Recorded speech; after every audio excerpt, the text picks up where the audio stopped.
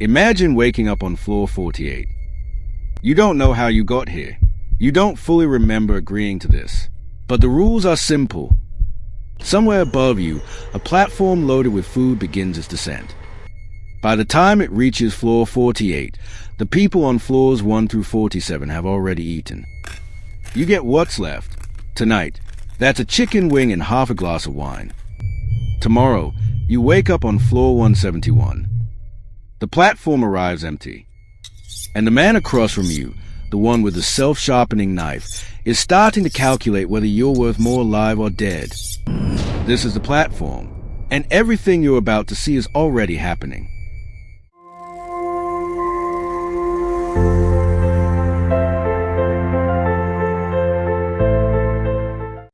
The film opens on a man named Goring, mid-30s, educated, idealistic, as he regains consciousness in a sparse, brutalist concrete cell.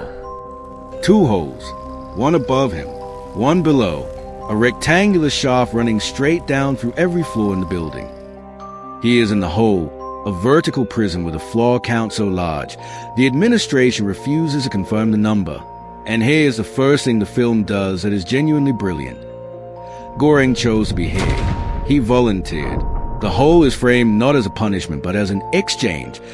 Sign up for 6 months, receive a certified diploma, and you may bring one personal item inside. In the real world, we call this a contract. In the hole, it is the first lie they tell you. Because what the contract does not disclose is that your floor is assigned randomly. Every 30 days, the system reshuffles. You could wake up on floor 3, so close to the top that the food is still warm, still abundant. Or you could wake up on floor 182, where the platform arrives stripped down to a gnawed bone in someone else's contempt. Goring brought a book, Don Quixote, the story of a man who tilts at windmills and calls himself a knight. His cellmate, Trimagasi, brought a self-sharpening knife. The contrast between those 2 objects is the entire film compressed into a single frame. Idealism against pragmatism, knowledge against hunger. The book will not feed you. The knife will. Remember that. Let's talk about the math. Because the platform is, at its core, a mathematical argument dressed in horror film clothing. The platform descends once per day. It stops at each floor for exactly 2 minutes. Every inmate can eat whatever they want, in whatever quantity they choose. There are no rules about rationing, no enforcement, no consequences for excess. The result is exactly what human behavior predicts. The upper floors gorge themselves. They pile their plates beyond capacity. They pour wine directly onto the food below. They deliberately destroy what they cannot consume. And here is the key detail. Not out of malice, necessarily, but out of something more insidious and harder to name, the performance of dominance. If I ruin what is below me, I remind myself I am above it. The film was produced in Spain in 2019, but what it describes is ancient. It is feudalism. It is trickle-down economics. It is every hierarchical system ever designed by human beings, operating on the same fundamental premise. The people at the top deserve more, simply because they are at the top. The whole does not hide this logic behind euphemisms or policy documents. It places a mechanism in front of you, raw, grinding, inescapable, and asks one question with terrifying simplicity. Is this different from what you already live inside? The answer is no. It is simply more honest. Trimagasi is the film's most fascinating character, not because he is sympathetic, but because he is correct. When Goring suggests that if every inmate took only what they needed, the food would reach every floor, Trimagasi does not argue emotionally. He argues structurally. He has been inside the hole long enough to know that cooperation requires trust, trust requires enforcement, and enforcement requires power, and power in the hole belongs to whoever woke up on the higher floor that morning. He is not a villain. He is a man who ran the numbers and believed the result. In one of the film's most quietly devastating exchanges, Trimagasi describes his worldview with absolute calm. He did not create this system. He simply lives inside it. And inside it, the only rational strategy is to maximize your advantage in the moment you have it, because the floor count will change. When Goring wakes up tied to his bed, arms restrained. Trimagasi sitting nearby with a knife, explaining calmly that he plans to harvest him piece by piece, keeping him alive as long as possible. The scene is horrifying, but it is logically consistent. Trimagasi is not insane. He is the system, with a face and a voice and a reason. And that recognition, that is the point the film has been building towards since the first frame. Goring survives, rescued in the most violent possible way by Miharu, a woman who descends on the platform each month in silence, searching for her child. The administration claims there are no children inside the hole. Miharu does not believe them. She is the film's most viscerally alive character, without a single speech, without ideology, without explanation. She does not comment on the system. She moves through it with her whole body, silent, violent, purposeful. After his rescue, Goring is reshuffled. This is where the film becomes genuinely difficult to watch, not because of violence, but because of recognition. On floor 6, Goring eats a full meal and tells himself he deserves it. On floor 47, he rations carefully and feels noble about it. On floor 171, he is Trimagasi. He hoards. He calculates survival in units of flesh and water. He becomes exactly the person he condemned in month 1. The film does not judge him for this. It simply shows you the mechanism, clear and cold and precise. Given enough hunger, given enough flaws, given enough time, the book reader becomes a knife holder. Not because people are evil, because the system was designed to make survival feel like violence. When Goring meets Baharat, his new cellmate, a man of unshakable dignity and absolutely unknown optimism, we get the film's single most precise visual metaphor, the rope. Baharat has been attempting to climb through the hatch above his cell since the first day of his sentence. He stands on the platform as it rises, grabs a rope, and holds himself upward toward the floor above. And every single time, the inmates on the floor above pull their feet away. They do not reach down. They look away.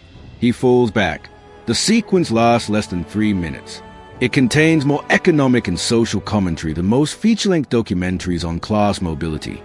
The people above do not prevent Baharat's ascent because they hate him. They prevent it because assisting him would require giving up something. Space, privilege, the psychological distance that makes being above someone feel meaningful. Together, Goring and Baharat form an alliance. Their plan: ride the platform down through every floor. Enforce rationing. Protect enough food to reach the lowest levels intact. And send a message to whoever built this machine that the system can work if forced to. 2 wounded men on a descending table, armed, starving, morally compromised, trying to force fairness into a system designed to reject it. Their plan is structurally sound. If every floor takes only what 2 people require for 1 day, the food will survive the entire descent. The administration, whoever watches from above, will see the proof. A single, untouched panna cotta arriving at the final floor. Not bread, not protein, a luxury item. Because the message is not about hunger. It is about proof of concept. It says, this was always possible. What is remarkable about this sequence is how aggressively the film complicates heroism. Goring and Baharat are not gentle reformers. They wound people. They kill. They impose their logic on every floor below them with the same violence the upper floors impose downward. In trying to enforce fairness, they become enforcers, which is another form of hierarchy. The revolution, it turns out, cannot be bloodless. And the film is absolutely ruthless about what that implies. The method of change becomes indistinguishable from the system it is trying to change. By the time they reach the lower floors, Goring is no longer certain whether he is liberating anyone or simply replacing one form of coercion with another.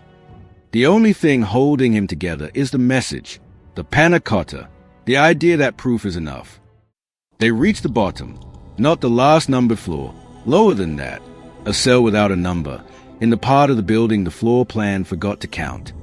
And there, in the dark, surviving on whatever scraps fell through the gaps in the system, a small girl, Miharu's daughter, the one the administration said did not exist. She is alive. She survived not by gaming the system, not by violence or alliance or ideology. She survived by existing in the margins of a machine that never thought to look for her. And in her survival, the film delivers its most devastating argument. The system does not just fail people at the bottom. It fails to see them. She was always there. Nobody looked. Goring's decision is immediate and total.